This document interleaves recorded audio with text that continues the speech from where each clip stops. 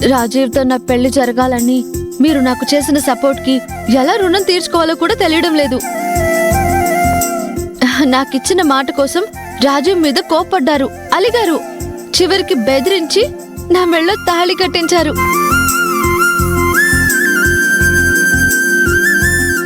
నువ్వు హ్యాపీనే కదా? ఇంతకీ రాజీవ్కి జ్యూస్ ఇచ్చావా? వాడేం చేస్తున్నాడు? ఆయన ఇంకా మూడ్ ఆఫ్ లోనే ఉన్నారు అత్తయ్య. సరిగ్గా మాట్లాడని కూడా మాట్లాడడం లేదు. ఇందాక బయటకు వెళ్లారు. జరిగిన సిచ్యువేషన్స్ అలాంటివి కదా శ్రావ్య. వాడు జ్యోతిని దూరం చేసుకోకూడదు అనుకున్నాడు. దాన్నే గెలిపించాలని ట్రై చేశాడు. నీ మెళ్ళో తాళి పడే వరకు కూడా ఏదో ఒక విధంగా ఈ పెళ్లి తప్పించుకోవాలని చూస్తూనే ఉన్నాడు. వాడి ఆశలేవీ నెరవేరలేదు కాబట్టి కొన్నాళ్ళు బాధ, కోపం అన్నీ ఉంటాయి. నీ ప్రేమతోనే రాజీవ్ని మామూలు మనిషిని చేయాలి. అది నేను చూసుకుంటాను కదత్తయ్య, నాకు వదిలేయండి. నిజానికి ఆ దేవుడు మన పక్షానే ఉన్నాడు శ్రావ్య. త్రుట్టిలో పెద్ద ప్రమాదం తప్పింది. కొంచెం ఉండుంటే ఆ జ్యోతి మెళ్ళలో తాళి పడిపోయి ఉండేది. ఆ ప్రమాదం తప్పింది కాబట్టే ఇప్పుడు ఆ జ్యోతి నా దగ్గర కుక్కిర పెన్లా పడుండే ఛాన్స్ వచ్చింది. అంతా మన మంచికే జరిగింది అత్తయ్య. Be positive. అప్పుడే నీలో చాలా మెచ్యూరిటీ వచ్చింది శ్రావ్య. పెద్దదానిలో మాట్లాడుతున్నావు. అంతా మీ ట్రైనింగే అత్తయ్య. ఇందాక మమ్మీ డాడీ కూడా నన్ను ఇలాగే పొగిడారు. గుడ్. కానీ రాజీవ్ని మాత్రం జాగ్రత్తగా డీల్ చేయి. జ్యోతి కుక్కిన పేన్లా పడుంటుందని సంబరపడిపోకు. అది చాలా తెలివిగలది. సైలెంట్గా ఉంటూనే ఏదో ఎత్తులు వేస్తుంది. అస్సలు నిర్లక్ష్యంగా ఉండకు, దాన్ని వదలకు. జ్యోతికి అసలు ఆ ఛాన్సే ఇవ్వనత్తయ్య.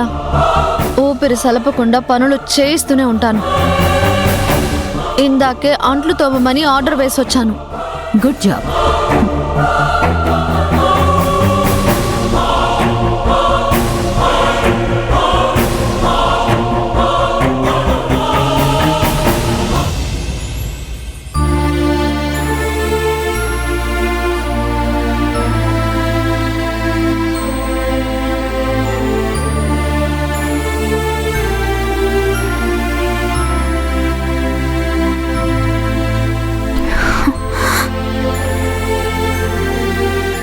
బాబు, మీ మనసు నాది, నా మనసు మీది. మీకోసమే ఇక్కడ పని మనిషిగా ఉంటున్నాను. మీ తోడు దూరం చేసుకోలేకనే ఇన్ని అవమానాలు భరిస్తున్నాను.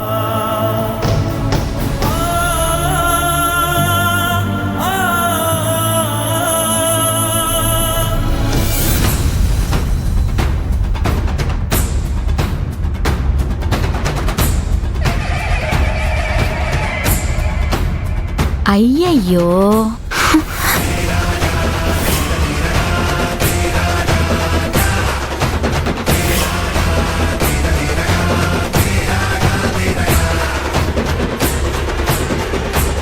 ఎలాంటి కర్మొచ్చింది నీకు జ్యోతి?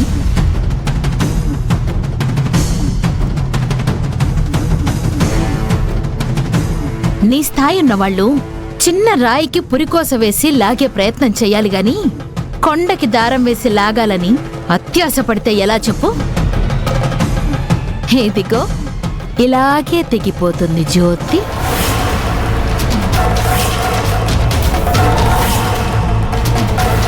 ఏంటమ్మా, ఏమన్నా? బ్రహ్మముడి విషయం నాటకం, అది మూఢనమ్మకం, ఇదంతా నీలాంబరి కుట్ర అని 10 రోజుల్లో ప్రూవ్ చేస్తాను అన్నావు. ఇప్పుడు భంగపడి పని మనిషిగా మారి ఇదిగో ఇలా అంట్లు తోముతున్నావు. నేను ఓడిపోయినంత మాత్రాన మీరంతా గెలిచినట్టు కాదు. పరిస్థితులు తారుమారవుతాయేమో కాని నిజం అబద్ధమవ్వదు. ఎంత జరిగినా నీకు పొగరు తగ్గలేదే. అది పొగరు కాదు, నిజాయితీకుండే పవర్.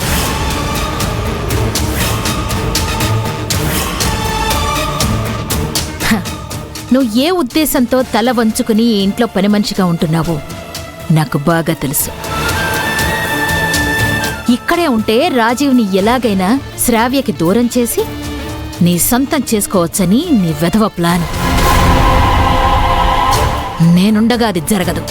దీంట్లో నేను ప్రత్యేకించి ప్లాన్ వేసేదేముంది? దొరబాబు మనసులో నా స్థానం ఎప్పటికీ పదలమే. తాళి కట్టించుకున్నంత మాత్రాన ఆ స్థానంలోకి రాలేరు. దొరబాబు రానివడు కూడా.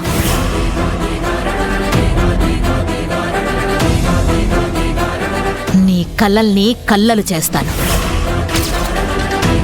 నేను శ్రావ్య కలిసి నిన్ను పెట్టే టార్చర్ తట్టుకోలేక నీకు నువ్వుగా ఈ ఇల్లు వదిలిపెట్టి పారిపోయేలా చేస్తాను. రాజీవ్ దృష్టిలో నేను దోషిగా నిలబడకుండా, నా చేతికి మట్టంటకుండా నా కొడుక్కి నువ్వే విడాకులిచ్చేటట్టు చేస్తాను. మీరు ఎన్ని ప్రయత్నాలు చేసినా నా భర్తని నా నుంచి దూరం చేయలేరు. నా వైపు ధర్మం ఉంది.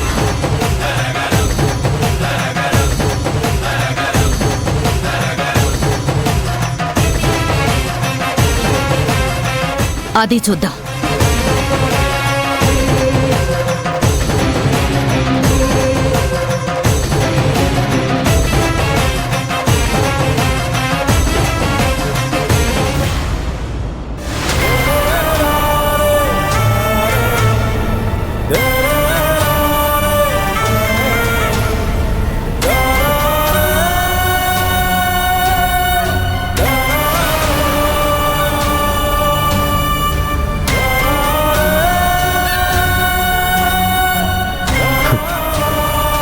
ప్రేమకి కన్నీళ్ళంటే ప్రాణమేమో, బంధానికి బాధలంటే ఇష్టమేమో. ఆ రెండు విషయాల్లో నిజాయితీగా ఉండేవాళ్ళని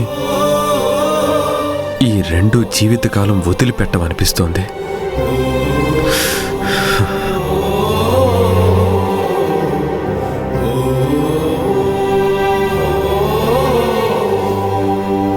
అందుకే నేను ప్రేమించిన జ్యోతి నా కళ్ళ ముందే పని మనిషిగా మారాల్సిన గతి పట్టింది.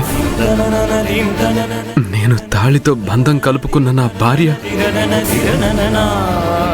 శ్రావ్య వాళ్ళు చేసే ఎగతాళి అవమానాలకు లొంగి బ్రతకాల్సి వస్తుంది.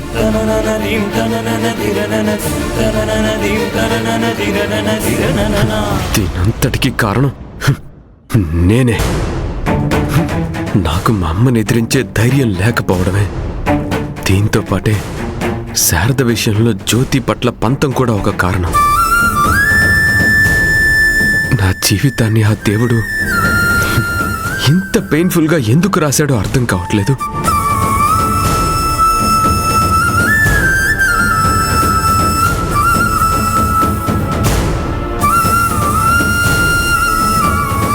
దొరబాబు నా గురించి ఆలోచిస్తూ బాధపడుతున్నట్టున్నారు.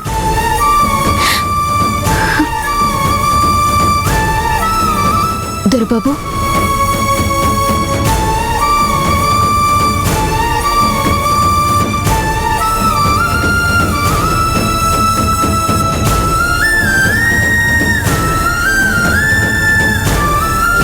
పాలు తాగండి దొరబాబు.